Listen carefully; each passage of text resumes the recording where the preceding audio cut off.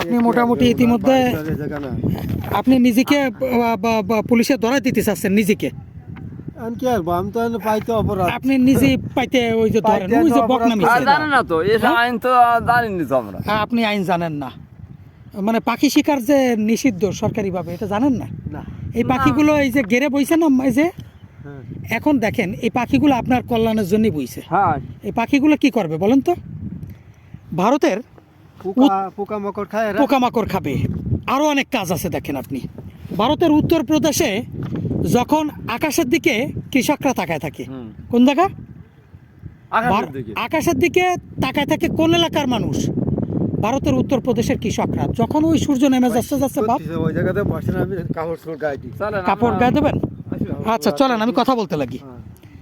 তো চলেন আপনি কাজ করেন আর আমি কথা বলি। তো ভারতের উত্তরপ্রদেশের কৃষকরা আকাশের দিকে তাকায় থাকে, যখন দেখে যে আকাশের ঝাঁকে ঝাঁকে পাখি আসতেছে, তখন তারা কি করে জানেন?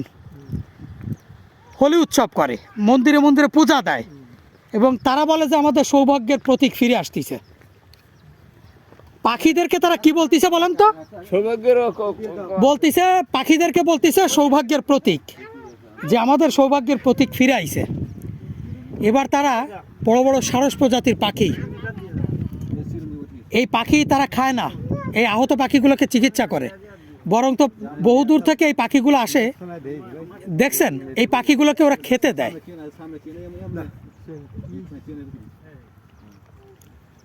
তো প্রায় বিশাল একটি ঘের, এই গেটটি লিজেনিয়া ভাই, এই গেটটি নিজে যে কৃষি রয়েছে না। আপনি বসেন, আপনি বসেন, আপনি কাজ করেন। বসবো না, আমি জামা কাপড়।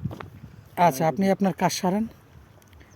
ওই আপনার ওই ফাঁদটা উঠে ফেলতে হবে বুঝছেন। ও এমনি উঠে ফেলা ভাই, তাই? ওগুলো আর আমার আর দরকার নেই। আচ্ছা ভালো ওই যে মাছ টাছ খায় যায়, আমরা প্রত্যেকটা ওইগুলোর জন্য হলো দিয়ে আমাকে কালো কালো মানে হচ্ছে কি ওই পানির কড়ি কই আমরা। পান কৌড়ি। হ্যাঁ।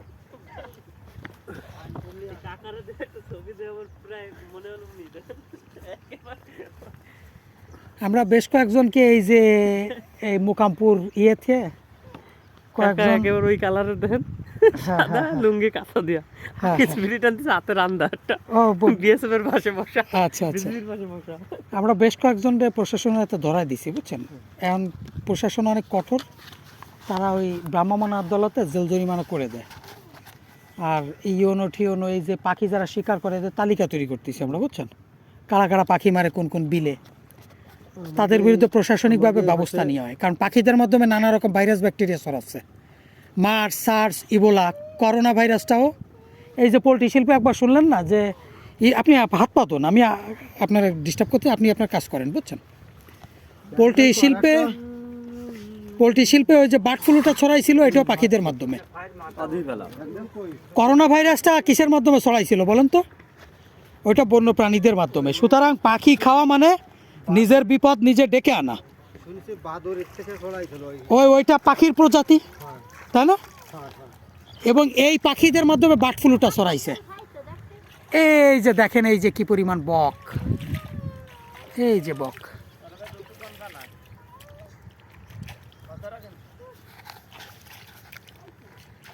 কুয়াশার কারণে দেখা যাচ্ছে না এই বকগুলা। এই যে প্রচুর পাখি ছিল আগে, অনেক প্রজাতির পাখি, এখন নাই, কমে গেছে।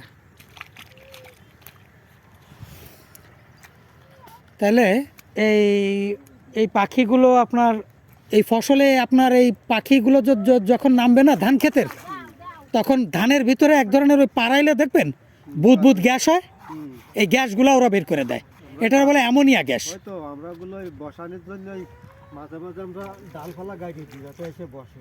হ্যাঁ, তো ওই অ্যামোনিয়া গ্যাসটা বের হয়ে গেলে কী হয় জানেন? ধানের ফলন ভালো হয়, ওরা আগাছাও দমন করে প্রচুর।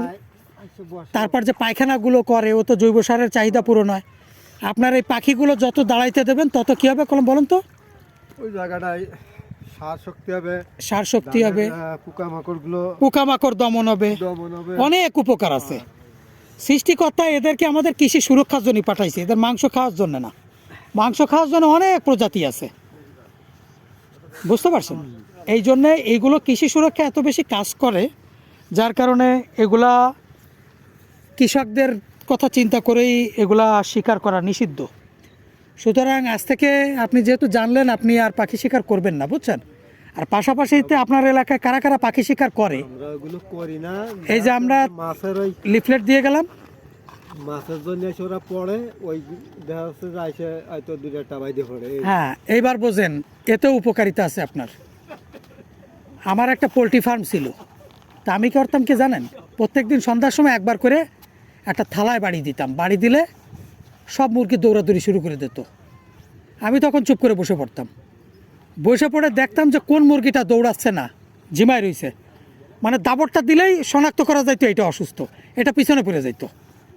তখন ওটার খপ করে ধরে আলাদা করতাম, ওটার ট্রিটমেন্ট দিতাম। এবার দেখেন আপনার এই ফার্মে প্রচুর মাছ মরে না, ব্যাকটেরিয়া সংক্রমণ হয়ে মারা যায়, সব জায়গায় মরে, অনেক জায়গায় মরে, ব্যাকটেরিয়া সংক্রমিত হয়ে মাছ মারা যায়। এখন এই ব্যাকটেরিয়া আক্রান্ত মাছগুলো হয় দুর্বল, গুই সাপ নামে দাবর দেয়, দাবর দিলে ভালো সুস্থ মাছগুলো। আপনার ওই যে চিংড়ি আছে তাই না, না ওই যে অন্য যে সিস্টেমগুলো আছে, সুতার সাথে ইপ লাগাই দেবেন, ওই যে হ্যাঁ, পলিথিন। পলিথিন বাইরে দেবেন, আসবে না। ওই পদ্ধতি প্রয়োগ করে দেখছেন? না, ওই পদ্ধতি প্রয়োগ করে দেখবেন। 2 বছর হলো। তবে আপনার কাছে অনুরোধ, আপনি পাখি শিকার করবেন না। যারা জানে না, যাদের মন মানসিকতা ভালো, আমরা তাদের ক্ষতি করি না, না, বুঝছেন। আমি তো সরল মানুষ। আপনি সরল মনের বলে দিচ্ছেন, বলে দিছি, আর আমার গোপন করে কি লাভ? না আপনার কোনো আমি অপরাধ তো নেই, ধরা দিতে গেলে তার নিজের নিজে ধরাই দিতে হয়। হ্যাঁ, আমি 2-3টা বাদায় খাইছি। আপনি সুন্দর কথা বলেছেন, সুন্দর কথা বলেছেন। এটা এমনি আমাকে ধারে পাশে কেউ করে না। ওই রাত্রি ওই যে পাখির একটা ডাক আছে, মানে মোবাইলের ডাক দিয়ে ফান টান, ওরা ওই নিচে দুই গ্রুপ করে দৌড়ছিলাম এখান থেকে, বুঝছেন। ফান আছে ওদের। তা এক গ্রুপ ওই তো ওই বিলে এক গ্রুপ একটা আছে, ওর নাম জানো কি, আকিব। ওরে আমরা গত বছর এসে ধরছি। আর আমাকে জায়গায় লাইট মারতে হয় তো রাত্রি, এই জন্য ওই রাত্রেবেলা কোনো পাখি আমাকে জায়গায় আসে না। ওই বিলে এসে ওরা আমরা গত বছর ধরছি। তো ওর আচরণ ঠাচরণ কথাবার্তা দেখে প্রথমে বুঝতে পারে নাই যে আমরা কারা। এমনিও ফ্রি সরল মানে আমাদেরকে নিয়ে গেছে, দেখাইছে।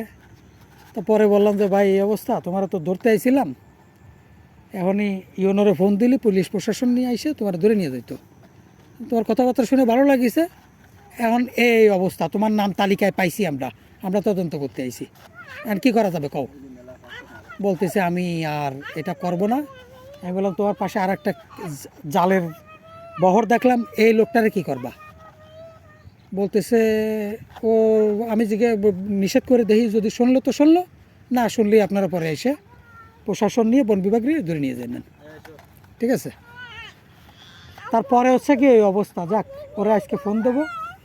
ওই এলাকাটা আমরা, ওই যে ওই রাস্তা দিয়ে ওই এলাকাটা আমরা মোটামুটি সার্ভে করছি। এখন এই